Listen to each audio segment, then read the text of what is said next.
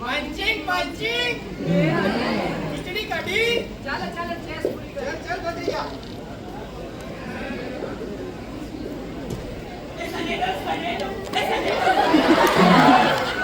અંદર ક્યાં જાય છે? અરે ગેસ્ટ રૂમમાં. કેમ?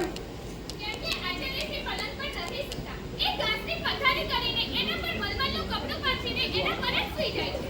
આ તારો આચાર્ય ઘાસ પર સૂવે છે? સાલો માણસ છે કે વાછરડું? નાનું કાકા, તમને નહીં સમજાય. અમારા આચાર્યશ્રીની ફિલોસોફી છે simple living and high thinking. હવે જોઈ પીવું છે તમારું આ simple living and high thinking. જિંદગી આમ થોડી જીવાય અને જીવન જેમ આવે ને એમને આમ વધાવી લેવાનું હોય. વિચાર કરીને ન જીવાય. પહેલા જીવન જીવો પછી નિરાંતે વિચાર કરો. ક્યાં બાત નાનો કા. હા, ગુડ મોર્નિંગ કીર્તિની. કેમ છો? આવો આવો ડોક્ટર. જમાને તો તમે દેખાયા જ નથી. બસ તમારું સફેદ વાપો આવ્યો ને. સંપેતું?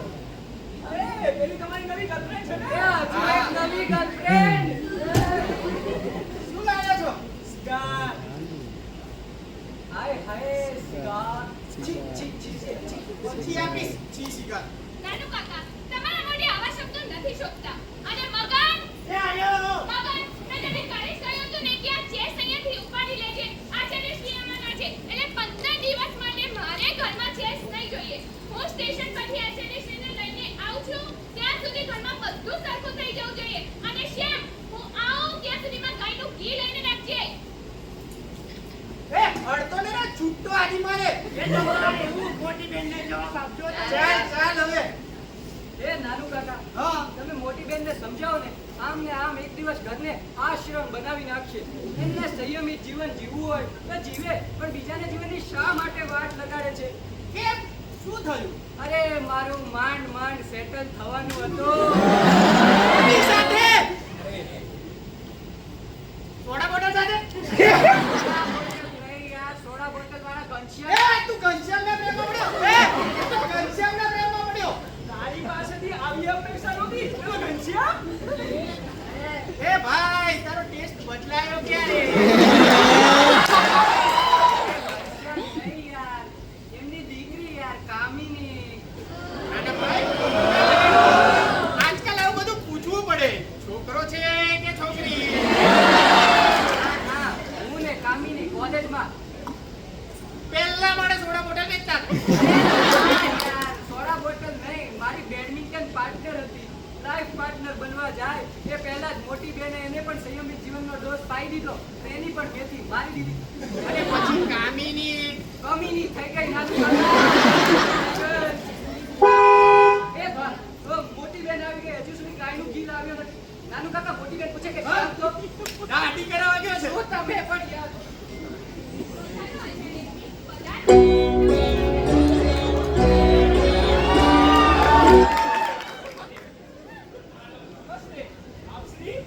ઉપેન્દ્રસિંહ રાણા. નાજી, હું ઉપેન્દ્રસિંહ રાણા. ઉપેન્દ્રસિંહ રાણા મારા બાપુજી થાય.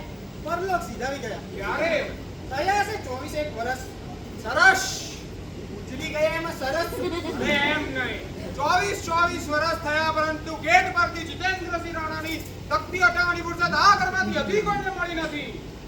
આપણા દેશના લોકો સમયને અત્યંત અનુપયોગી સમજે છે, પરંતુ સમય ખૂબ જ કિંમતી વસ્તુ છે. પરંતુ આપણા દેશના લોકો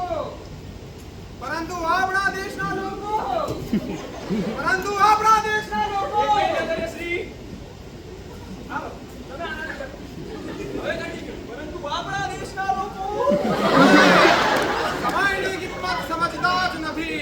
આચાર્ય છે, હું તો રંગીલો માણસ. મારા માટે ફક્ત બે જ સમય છે, દિવસ અને રાત. ભૂખ લાગે ત્યારે જમી લેવાનું, ઊંઘ આવે ત્યારે સૂઈ જવાનું. બે જ વાત. ખાઈને સૂઈ જાઓ, મારી ભાગી જાઓ. હવે મને લાગે છે કે આ ઘરને મારી વધારે જરૂર છે અને આ માણસને તો સૌથી વધારે. હવે આ ઘરમાં હું સંયમ લાવીને જ અહીંયાથી વિદાય લઈશ. All the best.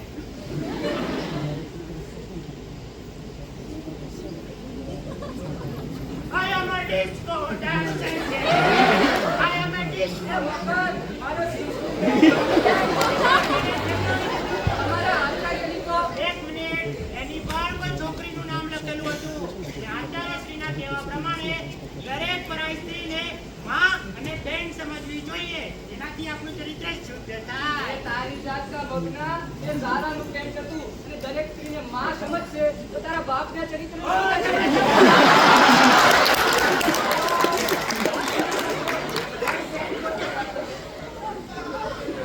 तुझे देखा तो ये जाना प्यार होता है दीवाना सनम તમે આશ્રમમાં મોટી બેનના મંદિરમાં જ ગયા છો, નહીં? તમારા કપડાં ક્યાં છે? ઓ, આ પેલો સાલો આચાર્ય મારા કપડાં ફેંકાવી દીધા. સાલો આચાર્ય? હા. જોવો, મોટા લોકોને આદરથી વાત કરો. આદરથી વાત કરે. ઓકે, જેવું તમે કહો બસ. હું આચાર્યશ્રી જોડે આવી છું. અચ્છા, તો તમે આચાર્યશ્રીના સેક્રેટરી છો.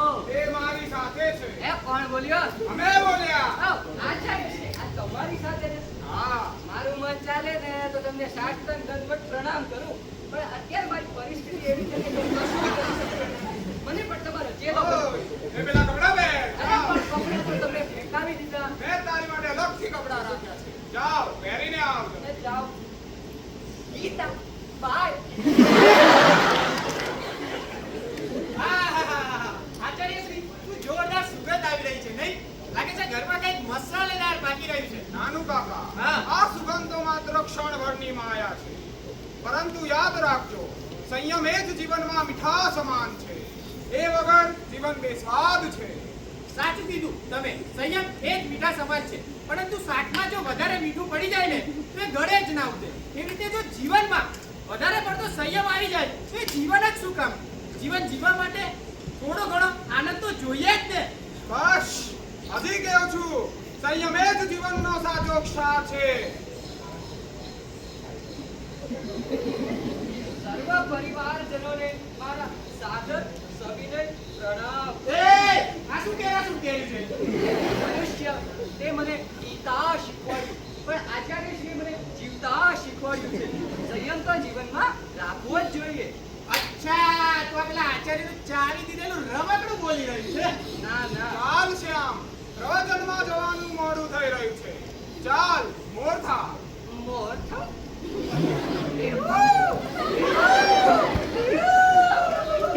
ઓય, એ મોર નહીં મૂર્ખ. મોરથા એટલે આગળ વધ. એવું એવું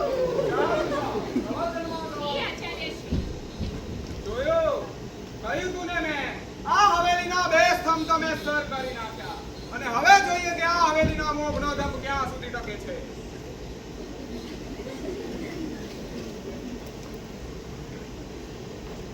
અરે શું થયું નાનું કાકા?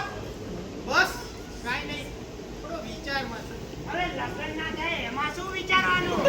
અરે નહીં મગના, ખબર નથી પણ આજે પહેલી વાર એવું લાગે છે કે જીવનમાં સાચું શું અને ખોટું શું એવું સમજી જ નથી. મને લાગે છે કે મેં જીવનને બહુ હલકામાં લીધું. જીવન કેવળ આનંદમાં વિતાવવા માટે જ નથી હોતું, પરંતુ કેવળ જીવન નિયમોમાં બંધાઈને જીવવા માટે પણ નથી જોવાતું. નાનું કાકા!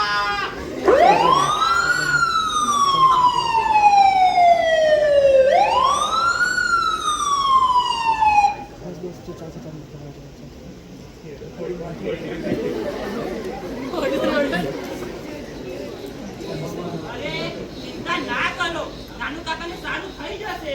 અરે નાનું કાકા નહીં યાર, એમની પ્રોપર્ટી. અરે ઉઠો યાર, આ. તમને ખબર પડે છે? અને મોટી બેન, આ તમારા આચાર્યશ્રીના નિયમોએ આપણા નાનું કાકા ક્યાં ખોઈ નાખ્યા કઈ ખબર જ ના પડી. અને શ્યામભાઈ, તમે આ તમારી ફિલોસોફી નહીં, આચાર્યશ્રીને તો થોડો તમારો ટાઈમ જોઈતો હતો. નાનું કાકા!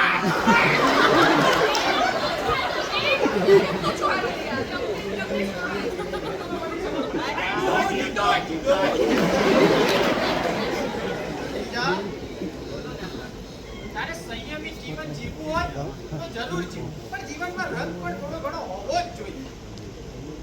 ભગવદ્ ગીતામાં પણ કહ્યું છે, યુક્ત હાર વિહારસ્ય યુક્ત શ્રેષ્ઠસ્ય કર્મસુ યુક્ત સ્વપ્નાવ બોધસ્ય યોગો ભવતિ. એટલે કે જીવનમાં સંતુલન જરૂરી છે, પરંતુ વધુ મજા કરવી પણ સારી નથી ને વધુ પોતાને બાંધી રાખીને જીવવું એ પણ સારું નથી. અને ભત્રીજા, એક વાત યાદ રાખી ત્યારે પણ જે પણ મળે ને જીવનમાં ત્યારે તે જીવી લેવી જોઈએ કારણ કે શું નાનું કાકા? કારણ કે बाद बाद में चाय ठंडी हो जाती है बाद में कोई नहीं